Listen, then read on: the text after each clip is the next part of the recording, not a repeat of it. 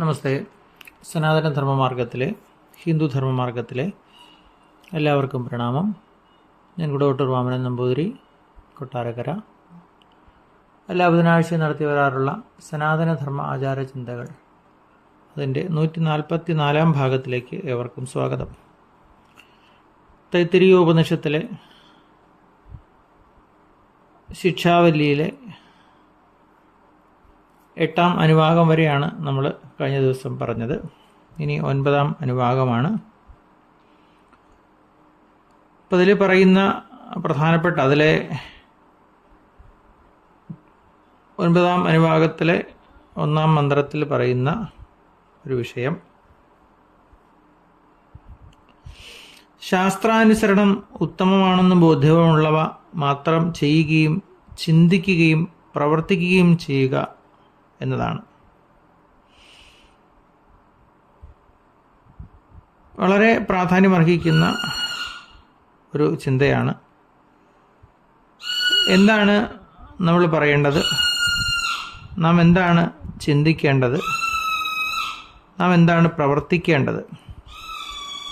അല്ലെങ്കിൽ എന്തിൻ്റെ അടിസ്ഥാനത്തിലാണ് പറയുകയും ചിന്തിക്കുകയും പ്രവർത്തിക്കുകയും ചെയ്യേണ്ടത് എന്നത് ഇവിടെ സൂചിപ്പിക്കുന്നു. ശാസ്ത്രാനുസരണം ഉത്തമമാണെന്ന് ബോധ്യമുള്ളവ മാത്രം എന്നാണ് അതിൻ്റെ മർമ്മം എന്ന് പറയുന്നത്. ഇപ്പം എന്താണോ ശാസ്ത്രം അനുശാസിക്കുന്നത്, ആ ശാസ്ത്രത്തിൻ്റെ അടിസ്ഥാനത്തിൽ മാത്രം കാര്യങ്ങൾ ചെയ്യുക എന്നുള്ളത് വളരെ പ്രാധാന്യമർഹിക്കുന്ന ഒന്നായിട്ടാണ് ഇവിടെ പറയുന്നത്. ഇതോടൊപ്പം വേദങ്ങളെ സ്വായത്തമാക്കുകയും പകർന്നു കൊടുക്കുകയും ചെയ്യുക, കൂടാതെ വ്രതം, ഉപവാസം തുടങ്ങിയ തപോനുഷ്ഠാനങ്ങൾ, ഇന്ദ്രിയ നിഗ്രഹവും മനസ്സിൻ്റെ സംയമനം, ആതിഥ്യമര്യാദ, മനുഷ്യ നന്മയ്ക്കുതകുന്ന കർമ്മങ്ങൾ, ഗർഭാധാന സംസ്കാരം, ഇവയൊക്കെ വിധിപ്രകാരം ആചരിക്കണമെന്ന് വളരെ വ്യക്തമായിട്ട് സൂചിപ്പിക്കുന്നുണ്ട്. അപ്പോൾ വേദങ്ങളെ സ്വായത്തമാക്കുക എന്ന് പറയുന്നത് ആദ്യം പറഞ്ഞ ശാസ്ത്ര പഠനം തന്നെയാണ്. വ്രതങ്ങൾ, ഉപവാസം, വ്രതം എന്നത് ശരീരത്തിൻ്റെ നന്മയ്ക്ക് വേണ്ടിയുള്ള കാര്യങ്ങളാണ്. ഉപവാസം എന്നത് മനസ്സിൻ്റെ നന്മയ്ക്ക് വേണ്ടിയിട്ടുള്ളതാണ്. അപ്പോൾ ഭക്ഷണ നിയന്ത്രണമാണ് വ്രതം എന്നതുകൊണ്ട് ഉദ്ദേശിക്കുന്നതെങ്കിൽ ഉപവാസം ഉപവസിക്കുക, സമീപത്ത് വസിക്കലാണ്, ദേവ സമീപത്ത് വസിക്കലാണ്, അല്ലെങ്കിൽ ആത്മ സമീപത്ത് വസിക്കലാണ്. ദേവസമീപത്ത് വസിക്കുക എന്ന് പറഞ്ഞാൽ അതിൽ ദേവനോടൊപ്പം വസിക്കുക എന്ന് പറയുമ്പോൾ ധർമ്മം തന്നെയാണ് ഈശ്വരൻ, ധർമ്മത്തിൻ്റെ മൂർത്തിയാണ് ഈശ്വരൻ എന്ന് പറയുന്നത്. ധർമ്മത്തോട് ചേർന്ന് നിൽക്കുക. അപ്പം ഇവിടെ ഇന്നിപ്പോൾ പലരും നമ്മൾ ഓരോരോ വ്രതങ്ങൾ എടുക്കാറുണ്ട്. കേവലം ഭക്ഷണ നിയന്ത്രണം മാത്രമാണ് പലപ്പോഴും അവിടെ ഉദ്ദേശിക്കുക അല്ലെങ്കിൽ ചെയ്യുക. അപ്പോൾ വ്രതത്തോടൊപ്പം തന്നെ വേണ്ട ഒന്നാണ് ഉപവാസം എന്ന് പറയുന്നത്. രണ്ടും ചേരണം. ഒന്ന് ശരീര നന്മയും ഒന്ന് മനസ്സിൻ്റെ നന്മയുമാണ്. ഒന്ന് ശരീരത്തിൻ്റെ പുഷ്ടി നിലനിർത്താനും മറ്റൊന്ന് മനസ്സിൻ്റെ പുഷ്ടി നിലനിർത്താനുമാണ്. ഇത് രണ്ടും പരസ്പര പൂരകങ്ങളാണ്. അപ്പോൾ വ്രതത്തോടൊപ്പം വേണ്ട ഒന്നാണ് ഉപവാസമെന്ന് പറയുന്നത്. ഇത് രണ്ടും വേണമെന്നാണ് പറയുന്നത്. അതുപോലെ തന്നെ ഇന്ദ്രിയ നിഗ്രഹം, മനസ്സിൻ്റെ സംയമനം, നമ്മുടെ പഞ്ചേന്ദ്രിയങ്ങളെ നിഗ്രഹിച്ചുകൊണ്ട് ജീവിക്കുക. അവിടെ നിഗ്രഹിക്കുക എന്ന് പറഞ്ഞാൽ നിയന്ത്രിക്കുക എന്നുള്ള അർത്ഥത്തിലാണ്. അപ്പോൾ കണ്ണിനെ നിയന്ത്രിക്കേണ്ടിടത്തത്, അതായത് കാഴ്ചയെ നിയന്ത്രിക്കേണ്ടിടത്ത് കാഴ്ച നിയന്ത്രിക്കുക. എല്ലാം കാണേണ്ട ആവശ്യമില്ല, കാണേണ്ടത് കണ്ടാൽ മതി. കർണങ്ങളെ നിയന്ത്രിക്കുക, കേൾക്കേണ്ടത് കേട്ടാൽ മതി, എല്ലാം കേൾക്കണമെന്നില്ല. നാവിനെ നിയന്ത്രിക്കുക, കഴിക്കേണ്ടത് കഴിച്ചാൽ മതി. രുചികളെ നിയന്ത്രിക്കുക. സ്പർശനം, അതായത് ത്വക്ക് സംബന്ധമായിട്ടുള്ള സുഖങ്ങൾ, ഇവയൊക്കെ നിയന്ത്രിക്കേണ്ടിടത്ത് നിയന്ത്രിക്കുക. അപ്പം അങ്ങനെ ഇന്ദ്രിയ നിഗ്രഹങ്ങൾ എന്ന് പറയുന്നത് മനസ്സിൻ്റെ സംയമനത്തിൻ്റെ ഭാഗവുമാണ്. മനസ്സുകൊണ്ട് മാത്രമേ ഇവയെ നിയന്ത്രിക്കാൻ സാധിക്കുകയുള്ളൂ. കാരണം ഇന്ദ്രിയങ്ങൾ ചേർന്നാണ് മനസ്സുണ്ടാകുന്നത്. അപ്പോൾ ഇന്ദ്രിയ നിഗ്രഹം മനസ്സിൻ്റെ സംയമനവും ഏകദേശം ഒന്ന് തന്നെയായിട്ട് പറയാം. അപ്പോൾ ഇത് രണ്ടും വേണമെങ്കിൽ ബുദ്ധിപരമായ നിയന്ത്രണവും ആവശ്യമാണ്. ബുദ്ധി കൊണ്ടാണ് ഇവയൊക്കെ നിയന്ത്രിക്കാൻ സാധിക്കുക. ഇന്ദ്രിയങ്ങളും മനസ്സും ബുദ്ധിയും പരസ്പരം ബന്ധപ്പെട്ടിരിക്കുന്ന ഒന്നാണ്.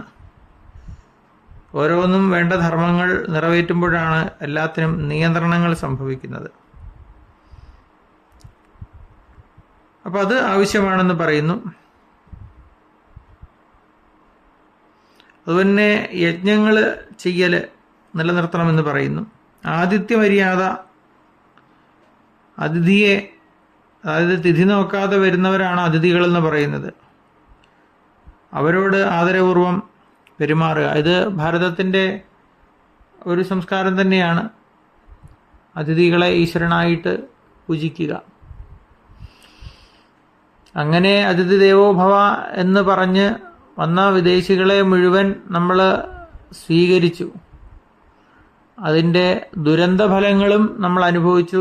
ഇന്നും ഒരു പരിധിവരെ അതിൻ്റെ ബാക്കി പത്രങ്ങൾ അനുഭവിക്കുന്നു. ഏതായാലും അതിഥിയെ ദേവനോളം പൂജിച്ച ഒരു സംസ്കൃതിയാണ് നമുക്കുള്ളത്.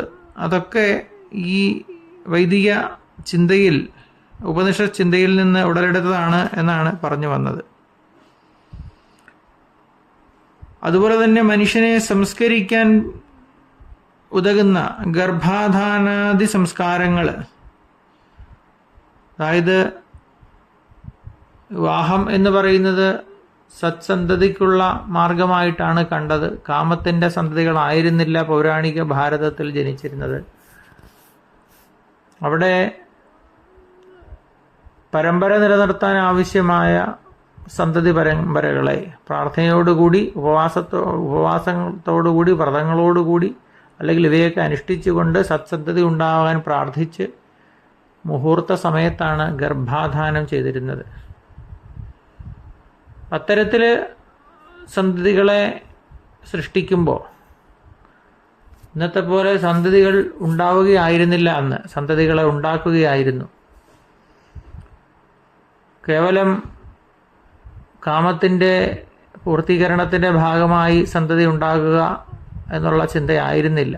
സന്തതികളെ ഉണ്ടാക്കിയിരുന്നതാണ്. എന്ന് പറഞ്ഞാൽ അതിന് വേണ്ട നിഷ്ഠകളുമൊക്കെ പാലിച്ചുകൊണ്ട് സത്സന്താനമുണ്ടായി അവൻ ഈ നാടിൻ്റെ നന്മയുടെ, അല്ലെങ്കിൽ നാടിനെ ഉയർച്ചയുണ്ടാക്കണം, അതിൻ്റെ ഭാഗമായി തീരണം എന്നൊക്കെയുള്ള വലിയ വലിയ പ്രാർത്ഥനയോടുകൂടി പലവിധ ആചരണങ്ങളും അല്ലെങ്കിൽ ആചാരങ്ങളുമൊക്കെ അനുഷ്ഠിച്ചുകൊണ്ടാണ് സന്താനോൽപാദനം നടത്തിയിരുന്നത്. അതൊക്കെയാണ് ഇവിടെ സൂചിപ്പിക്കുന്നത്.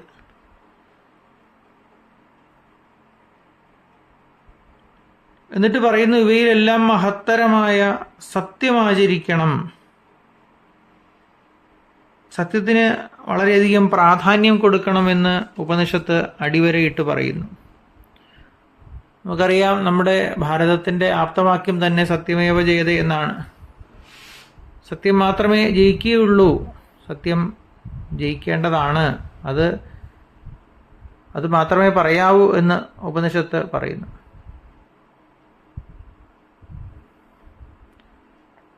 മറ്റൊന്ന് തപസ്സിനെ കുറിച്ച് പറയുന്നു. ശ്രേഷ്ഠമായ തപസ്സനുഷ്ഠിക്കണമെന്ന് പറയും. തപസ്സെന്ന് പറയുന്നത് സ്വാധ്യായത്തെ തപസ്സെന്ന് പറയാം. നിത്യവും പുതിയ പുതിയ കാര്യങ്ങൾ അറിഞ്ഞുകൊണ്ടിരിക്കുക, അത് ഒരു തരം തപസ്സാണ്. അപ്പം ഇത്തരത്തിൽ 9-ാം അനുഭാഗം അതിലെ 1-ാം മന്ത്രം, അല്ലെങ്കിൽ ആ ഒരു മന്ത്രമാണ് 9-ാം അനുഭാഗത്തിലുള്ളത്. നമ്മുടെ ജീവിതത്തിൽ നാം ഉണ്ടാക്കേണ്ട സംസ്കാര ചിന്തകൾ വളരെ ഭംഗിയായിട്ട് ഈ അനുഭാഗത്തിൽ പറയുന്നുണ്ട്.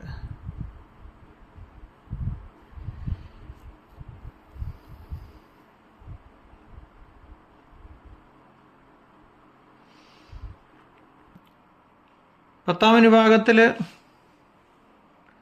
ത്രിശങ്കു മഹർഷിയുടെ ജ്ഞാനത്തെ പറ്റിയുള്ള അനുഭവവചനങ്ങളാണ് പറയുന്നത്. അദ്ദേഹം പറയുന്നത്, ഈ സംസാരമാകുന്ന വൃക്ഷത്തിൻ്റെ പ്രേരകനാണ് ഞാൻ. എൻ്റെ പ്രസിദ്ധി പർവ്വതത്തിൻ്റെ ശിഖരത്തെ പോലെ ഉന്നതമാകുന്നു. ഞാൻ പവിത്രമായ പരബ്രഹ്മമാകുന്ന കാരണത്തോടു കൂടിയവനും സൂര്യനിൽ എന്ന പോലെ നിർമ്മലവും പരിശുദ്ധവുമായ ആത്മതത്വവുമാകുന്നു. ധനം സർവ്വസുഖങ്ങൾക്കും നിദാനമായിരിക്കുന്നത് പോലെ ഞാൻ തേജസ്സുള്ളവനും ബുദ്ധിയോടുകൂടിയവനും മരണമില്ലാത്തവനും ക്ഷയമില്ലാത്തവനുമാകുന്നു.